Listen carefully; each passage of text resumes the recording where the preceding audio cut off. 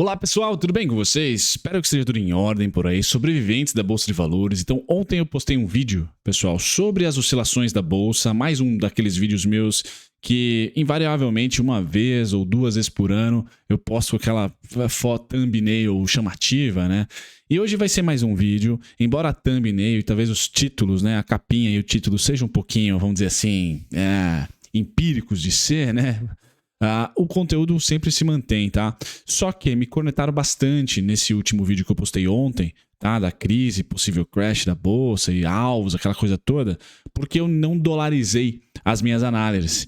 E hoje eu vou trazer o Ibovespa dolarizado, vou trazer também o EWZ, o próprio Ibovespa de novo, nacional, real aqui para nós, e vou comparar ou mostrar para vocês, compartilhar com vocês índices acionários dos nossos, vamos dizer assim, da principal disputa que o Brasil tem, que o Ibovespa tem, que é com o Merval, com o índice do México, Merval Argentina, México, a Índia, China, Hong Kong, tá? Poderia colocar Rússia aqui também, até posso colocar o Moe aqui para vocês darem uma olhadinha.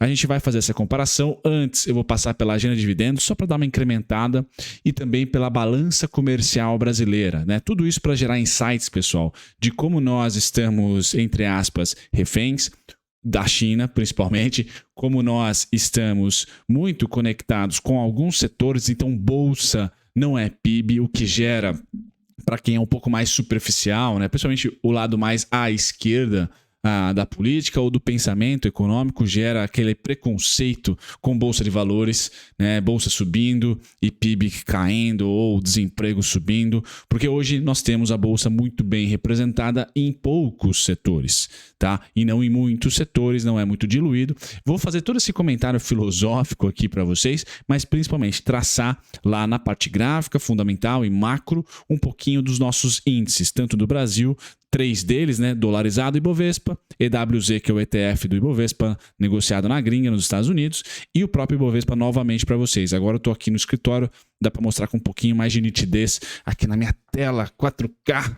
Bom, vamos lá. Essa vai ser a dinâmica do vídeo, então disclaimer novamente, vai ser uma parte 2 do vídeo de ontem, pessoal, e eu começo com a agenda de dividendos, parte mais tranquilinha aqui, tá bem magrinha, pessoal, é Santander, Raizen, tá? E Itaúsa. Santander, dia 7, data base, pagamento dia 13 de fevereiro, né? A gente vai ter aí 2 centavos ordinário e preferencial, 5 centavos para Unit, Sambi 11, tá? Eu não coloquei a Raizen, pessoal, mas será 2 centavos, tá? A data base exatamente hoje, dia 6, tá certo? Se eu não me engano, hoje dia 6, deixa eu conferir com vocês aqui a Raizen.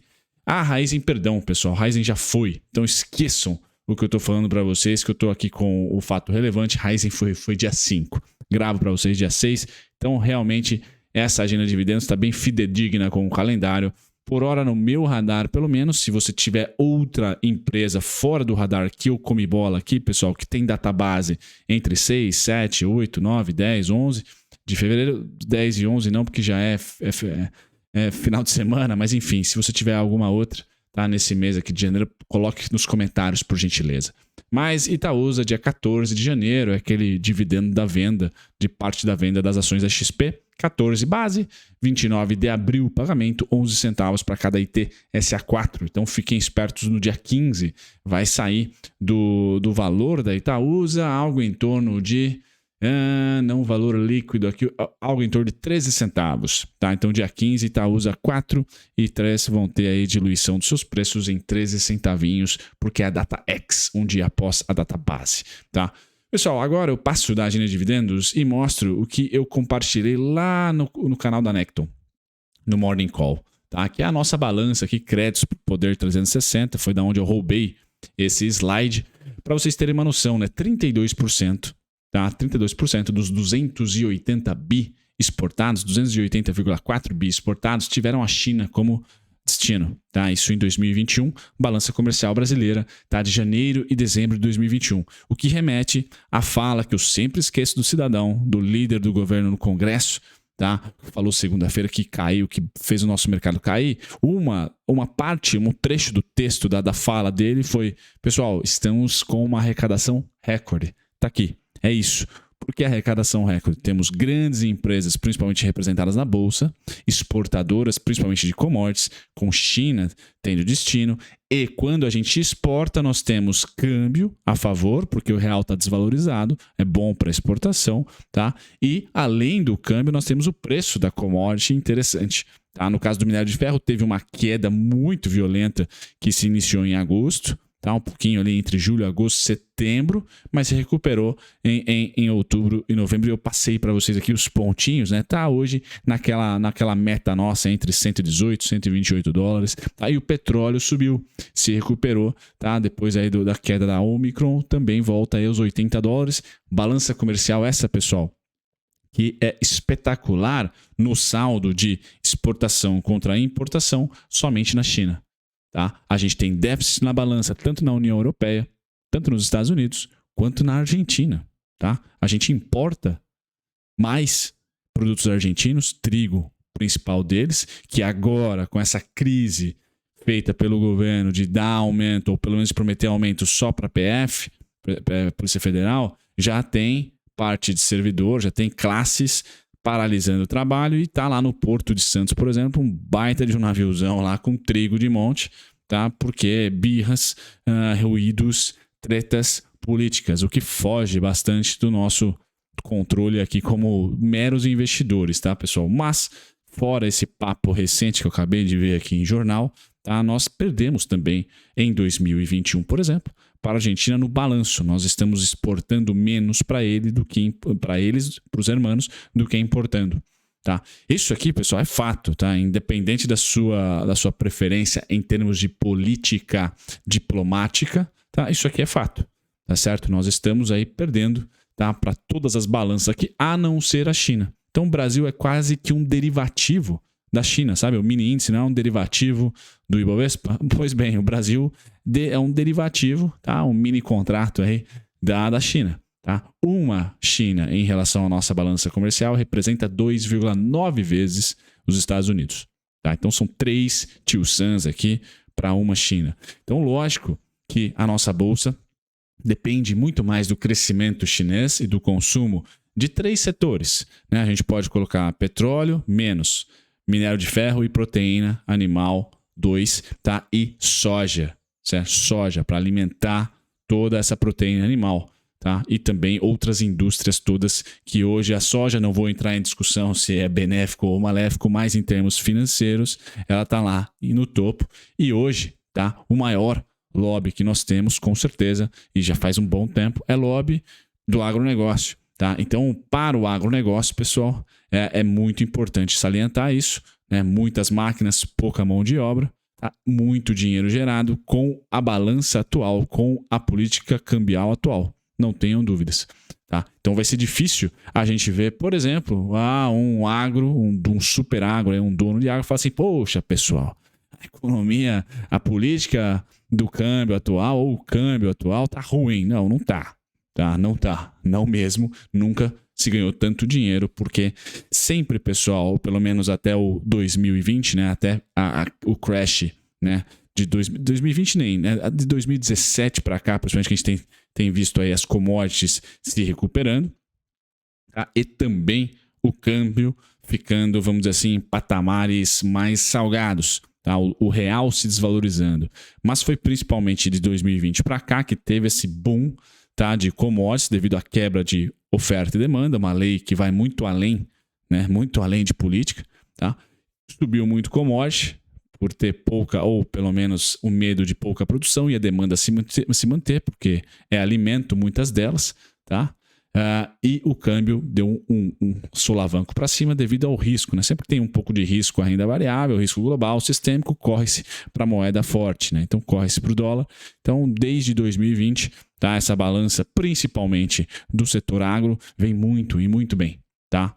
Tretas de comércio exterior sempre tem, né? Então China fazendo o dumping que fez no minério de ferro, fazendo vista super grossa de repente na carne bovina, né? Então se Se vem uma meia doença lá, já trava as exportações, até que, né, os preços caiam um pouquinho, aquela coisa toda, que faz parte da dinâmica aí de quem está comprando o que não produz. Então hoje, Brasil, fazenda mundial, sem dúvida nenhuma, tá? E dentro dessa fazenda, quando a gente coloca importação e exportação, a única positiva é China, tá? Então qual que é o país que a gente tem que se nortear mais, pessoal? Sem dúvida nenhuma é a China, tá?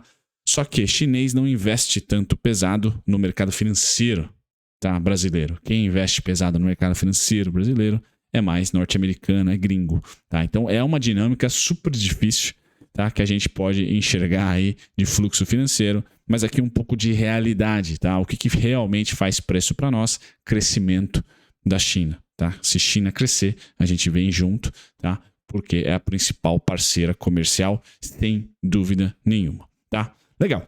Passado. China, pessoal. Eu venho aqui. Créditos para o Poder 360.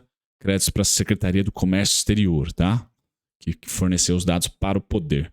Aqui, pessoal, eu trago a rentabilidade do BOVA11 e VVB11, tá? E o índice de materiais básicos de março de 2020 a janeiro de 2022. E eu faço aqui mais peço perdão para vocês. O meu canal e a minha comunicação, pessoal, ela é muito falha para você que é iniciante, tá? Eu tenho esse problema de muitas vezes usar terminologias técnicas aqui, suporte, resistência, aquela coisa toda, tá? E eu falei muito sobre um tal de rush natalino, o rally do Natal, tá? E de fato ele aconteceu. No caso do índice Bovespa, aconteceu aí dos 101 mil pontos aos 110, tá? Foi ali 9 mil pontos de novembro a dezembro e o próprio dezembro no final começou a já cair um pouquinho e agora janeiro estamos de volta dos 101 pontos. Eu vou mostrar isso no gráfico para você. Isso é um rush natalino dentro de um macro, né? Dentro de um cenário de Selic alta e inflação alta. Pois bem, foi esse o máximo que nós conseguimos atingir, 10 mil pontos de alta. Máximo que a gente conseguiu chegar.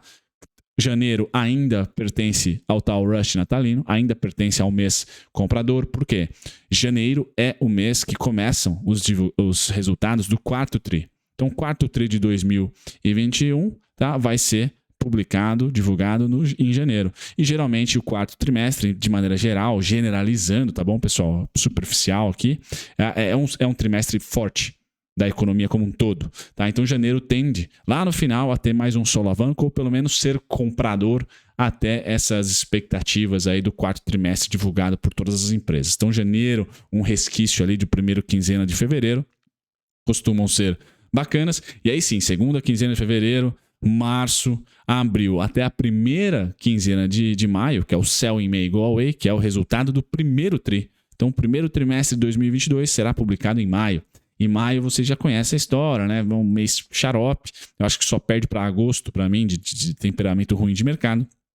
A gente tem geralmente o fim das quedas ali em maio, na primeira quinzena. E o próprio maio já começa a ter novas altas, porque abre uma janela bem interessante, tá? De final de maio, segunda quinzena de maio, até junho, primeira quinzena de julho, onde eu falo para vocês, um bom momento para se aproveitar a tendência, porque abre-se uma janela de alta aí sem resultados corporativos ao redor. Mas aqui, pessoal, eu só mostro para vocês o quão diferente nós temos o índice de materiais básicos, que é representado por empresas que exportam, né, commodities principalmente, tá? Que subiu aqui de novembro. O rush natalino foi muito mais voraz, tá? Mais de 25% de alta, tá? De 40% foi para 65%, tá? Contra o BOVA, tá? O ETF do BOVA 11, que aí pega também algumas empresas domésticas aqui, como é o caso da Ambev, por exemplo, tá certo? Outras empresas que não participam aqui do IMAT, ou seja, que o BOVA não se mexeu muito, tá? Principalmente até janeiro já está aqui computado, né? Mas foi uma altinha bem leve aqui, ó, bem leve que o BOVA teve. Então, de novo, a China, em dezembro, falou que vai ser expansionista, que vai tentar fazer políticas monetárias para crescimento econômico e não para contenção de inflação, como é o mundo ocidental. Olha o que aconteceu aqui com o IMAT, bum, subiu. Tá? Então, de novo, a gente tem que ficar muito atento no stock picking para 2022. Tá? Se você quiser rentabilidade no curto prazo, tá? Foi dado o sinal aqui. Ó. Opa, estamos com a expectativa ou apostando em um crescimento chinês contra um crescimento mais leve dos Estados Unidos. Então, o sensível, balança comercial, IMAT, acho que faz todo sentido a gente olhar para o índice de materiais básicos como bom pagador de dividendos, sem dúvida nenhuma, para 2022 e tá, com possibilidade de receber maior fluxo financeiro devido a esse apetite por crescimento que a China pode apresentar. Certo, pessoal? Então essa é a primeira parte do vídeo. A segunda, eu passo aqui, deixa eu trocar de telinha para vocês. Eu passo aqui para a foto de mercado, um pouquinho a foto de mercado aqui, para tentar entender que ontem, né, todo mundo caiu, inclusive a gente.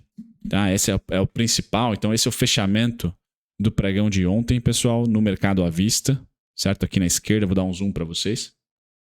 Então veja que todo mundo caiu. Tá? Eu monitoro S&P, Dow Jones, DAX,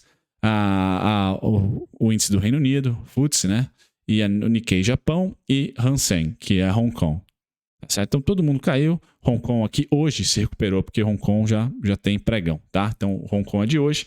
O resto aqui é de ontem. Então veja que o Japão caiu 3%. Se eu colocasse a Nasdaq aqui, pessoal, Nasdaq futuros, tá? Ontem caiu 3%, tá? Que está negociado 24 horas aqui.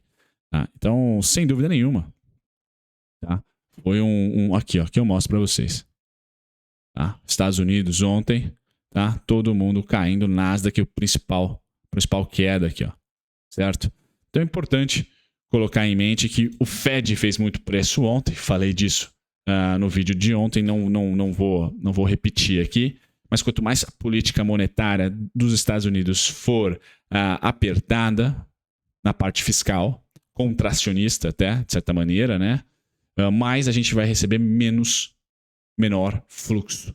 Tá? Mesmo China crescendo, Estados Unidos tem no curto prazo essa dinâmica de dólar forte, renda fixa lá fica atrativa, vamos para lá, saímos dos emergentes, tá certo? E é importante que mesmo essa saída do gringo daqui, ele dormiu 100 bilhões comprados no Brasil, tá? Só que essa compra, pessoal, é setorial. Tá? Eu acho que eu tentei explicar isso para vocês. Índice de materiais básicos, por enquanto, merece aí um olhar desse fluxo, porque notoriamente não são as small caps, por exemplo, as ações de crescimento que receberam esse fluxo, principalmente do segundo semestre para cá, que nós temos esse macro já estabilizado, né? De Selic alta, inflação alta aqui e inflação alta na gringa, só que o começo de políticas mais apertadas na gringa foi aí entre setembro e outubro. Então é recente essa saída de fluxo das ações de crescimento dos emergentes, tá? Para renda fixa fora e também para ações de valor ou exportadoras que se beneficiam aí com um dólar mais forte, exportadoras do mundo inteiro. Tá? Então é um comentário. Aqui, agora sim, eu passo para vocês, tá, o índice Bovespa dolarizado, que vocês me pediram, né? Deixa eu vir aqui para o centro. Então esse é o Ibov dolarizado, pessoal, onde eu tenho aqui a marolinha, né? O pós 2008. Tá? Então 2008 está aqui, ó. Foi essa queda. Tá? Depois de 2009, uma recuperação bem forte, tá? Retestando o topo, e aí nós caímos até 2016. E ontem eu postei, né, o gráfico do petróleo, o gráfico do minério de ferro, né, acompanhando muito bem as quedas. Então, basicamente, é uma réplica, tá, dos gráficos de commodities, principalmente. E depois nós se recuperamos, junto com as commodities, nem perto da recuperação de 2009, por exemplo, tá? Um topo bem abaixo. E aqui está 2020, né? A crise que nós tivemos, tá? Se recuperamos novamente, muito parecido com essa recuperação de 2009, tá? Recuperamos aqui, um pouquinho abaixo do topo, bem verdade, tá? E aí, agora estamos caindo novamente, certo? Se a gente for copiar a queda pós 2009, né? A nossa tendência é que a gente rompa, tá, o fundo feito da crise. Tanto o fundo aqui de 2008 foi rompido em 2016, quanto o fundo de 2020 pode ser rompido. Tá? Se a gente for seguir à risca os movimentos, tá certo? Eu tenho para o índice, para o Ibov dolarizado, os 16.800 pontos como suporte, tá? E depois os 14.370 pontos como suporte, ainda não arriscando aqui romper o fundo de março de 2020. Certo, pessoal? Mas é importante colocar essa dinâmica aqui no Ibov, tá? A gente em nenhum momento chegou, Ibov dolarizado, em nenhum momento a gente chegou a romper a crise do subprime. Nenhum momento. Pessoal, tá? A gente fez aqui um reteste, o máximo a gente fez um reteste, tá, do topo feito em 2015. Então aqui é 2015. Deixa eu traçar aqui uma setinha. Aqui é 2015. No máximo a gente fez um reteste aqui em 2017, em 2020 e em 2021. Tá? Foram 4 retestes aqui que nós fizemos, se comparado ano a ano, né? 2015, então, permanece sendo ali a resistência a ser vencida. Certo, pessoal? Bacana, tá? E lógico, né? Nosso topo histórico foi ali em 2007, tá? E depois de novo em 2011. Beleza? Legal. Esse é o Ibovespa dolarizado. Essas são as minhas perspectivas, né? Então, vamos para 16.800 pontos. Depois 14.370. Tomara que a gente segure pelo menos uns 14.370, certo? O EWZ segue muito o Ibovespa dolarizado. Também não rompeu, tá? A máxima de 2008. Retestou um pouquinho mais abaixo em 2010, tá? E a gente mantém em 2015 também no EWZ como principal topo. Tá? 2015, aqui o topo de 2015, foi o topo de 2018, por ali, e o topo pré-crise Covid. Tá? Mantivemos, estamos caindo, no caso do WZ, 24,42 dólares, 24 dólares e 42 cents, depois 22,07. Tá? E o EWZ também rompeu a mínima da crise do subprime. Tá? Se a gente for ser fidedigno com os movimentos, devemos romper, então, a mínima de março de 2020. Então, é um movimento, tá? A análise técnica ajuda aqui com a tendência de baixa, né? Então, linha de tendência de baixa. Tá? Bom momento, bons momentos de venda são mais favoráveis e mais rápidos do que os momentos de compra. Tá? Caímos muito rapidamente aqui, certo? Com o macro empurrando. Tá? Essa queda, então, não poderia ser considerada um pullback. Certo, pessoal? Toda a queda aqui, tá? Poderia, e aqui também, né? Depois dos crashes de março, poderiam ser consideradas pullback. Pullback que é uma retração, desculpa aqui mais uma terminologia, né? Uma retração dentro de uma tendência de alta. Ou seja, queda simboliza oportunidade. Tá? Então, poderia ter sido oportunidade aqui e acolá, na ótica do trade macro, né? Que você olha para o dinheiro e olha para os destinos que ele tem, renda fixa, commodities, ações, fundos imobiliários, blá, blá. Olha para ele e elimina, com certeza, um bom bloco que é de renda fixa. Então, o mundo inteiro aqui com taxas negativas ou zero, inflação não sendo a principal preocupação, a principal preocupação era a injeção de dinheiro, tá, nas economias para recuperar aí o quanto antes, ou para ajudar o quanto antes o problemaço que foi a pandemia. Então, não tinha porquê, apesar de ser contraintuitivo, tá, acreditar em tendência de baixa depois que nós achamos o fundo. Certo? Agora não. Essa queda aqui durante toda ela, durante o topo até inclusive, já tínhamos aqui Selic subindo, inflação lá em cima, o mundo desenvolvido aqui no Brasil, o mundo desenvolvido também se preocupando com inflação. Então, para equities, para renda variável, já era bem treta aqui. Tá? Beleza? Principalmente para países com uma economia mais frágeis, como é o nosso. Tá? Então tá aqui o EWZ e os alvos que eu tenho aqui, o topo, né, a máxima, a próxima região passível de venda, 30 dólares e 71 centavos. Tá? O Ibovespa agora é nosso, tá? Em reais. Então veja que o Ibovespa sim, tá? Em reais.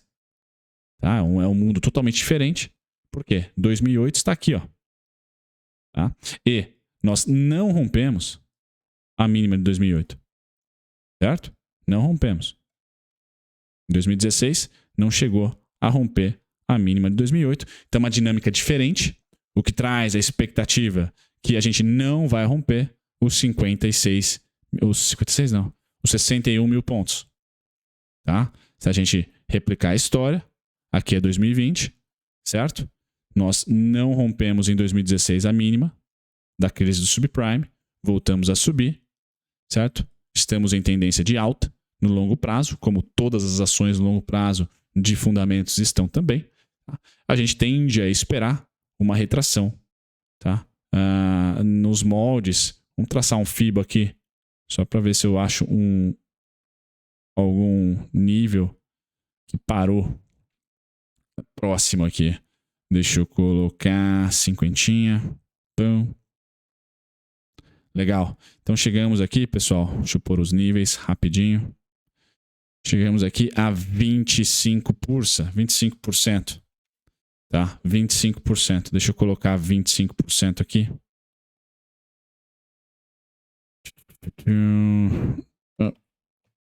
Beleza.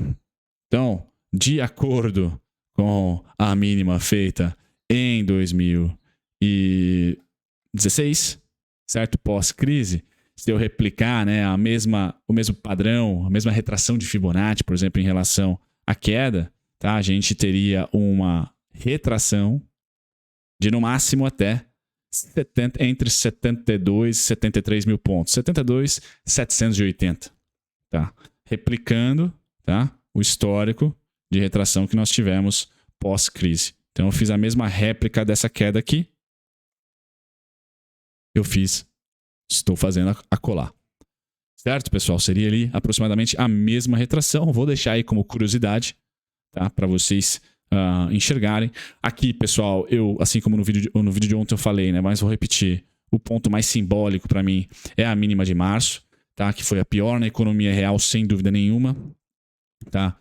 Mas para a economia financeira era ainda, né, o paraíso, porque tínhamos Selic a 2 e IPCA menor que 10, e aí nós rompemos máxima, tá? Agora, quando voltamos para a mesma região, tá?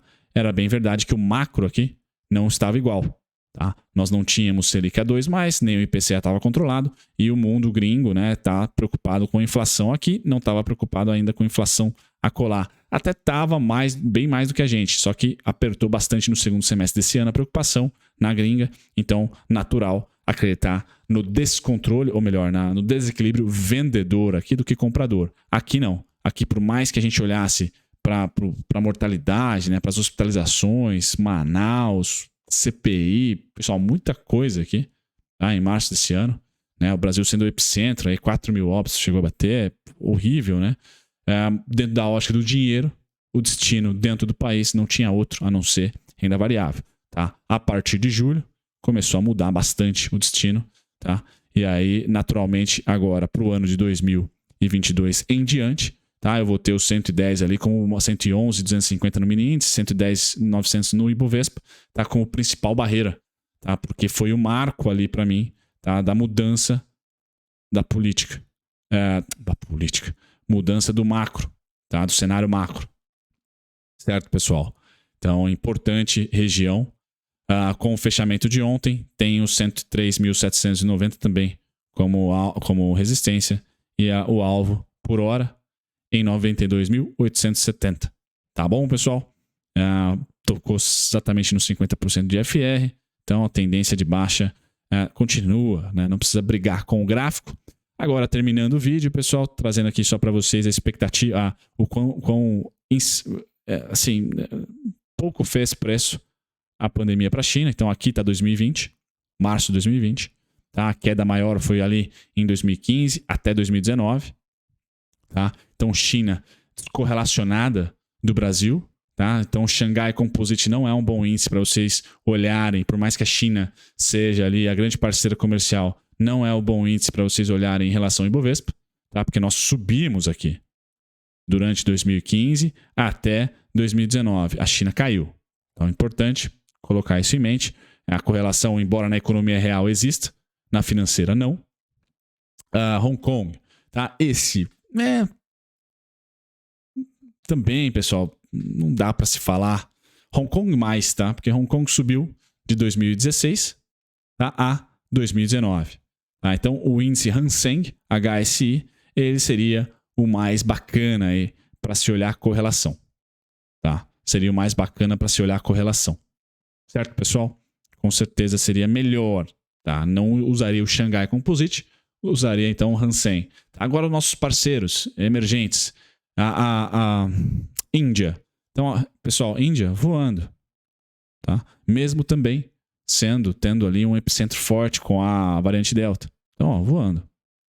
Certo? Esse é o gráfico do mercado financeiro do índice Sensex da Índia.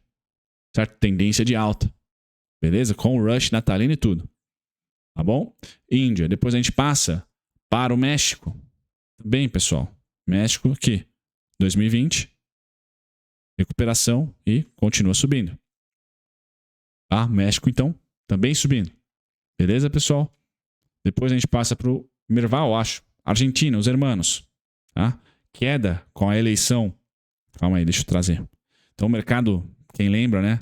Odiou o Hernandes, né? O presidente lá, esquerda, né? Queda. Aí depois compra de volta. Aí vem a pandemia. Aqui é a pandemia. E ó, pum, tchau. Tendência de alta. Esse é o Merval, Argentina. Tá? E aí eu finalizo, né? Vou pôr a... Eu acho que eu tenho também os emergentes aqui. Eu tenho a Rússia. Moex. Aqui, ó. Vamos lá. Rússia. Mesma coisa, pessoal. Rússia, 2020. Queda. Recuperação. Tendência de alta. Rushzinho natalino aqui, ó. Tá? O nosso rush natalino existiu também. Cadê o Ibovespa? Tá? Não dá para se dizer que não existiu. Foi esse aqui, ó, pessoal. Nós fizemos mínima em novembro e tivemos 9,41%. 9.418 pontos de rush natalino. Tá? Acho que foi o único mês comprador. Vamos pôr no gráfico mensal. Exatamente, pessoal. Foi o único mês, o de dezembro, azulzinho. Tá? Todos os meses de queda, dezembrão ficou um pouco azul. Tá? Mas já está sendo rompido aqui a sua mínima. Tá bom, pessoal? É isso que eu queria trazer para vocês. Né? Um pouquinho de fato, não é um vídeo operacional. Tá? É só um vídeo informativo, tá? De movimentos de fluxo de mercado financeiro. Então, no segundo semestre, mesmo com o dólar se fortalecendo, mesmo com a inflação sendo um problema global, o Brasil não foi o escolhido. É nítido isso. Dentro do mundo dos emergentes, que é a parte final desse vídeo aqui. Tá? E a gente tem que pegar isso, né, engolir e falar, legal, a gente é o mais barato, é o mais que se ferrou nesse segundo semestre, porém, por que se ferrou? Tá? Nós temos um grande parceiro comercial ainda comprando muito da gente. Tá? A gente pode colocar aí risco político, a gente pode colocar algumas variáveis de fraquezas em índices industriais do Brasil, enfim, tem bastante coisa para a gente pensar como investidor. Tá? Sem dúvida nenhuma, mas isso é fato, coloca a gente dentro de um mundo, pelo menos, que fala, poxa, todo mundo subiu, então é hora de abandonar a bolsa brasileira? Não.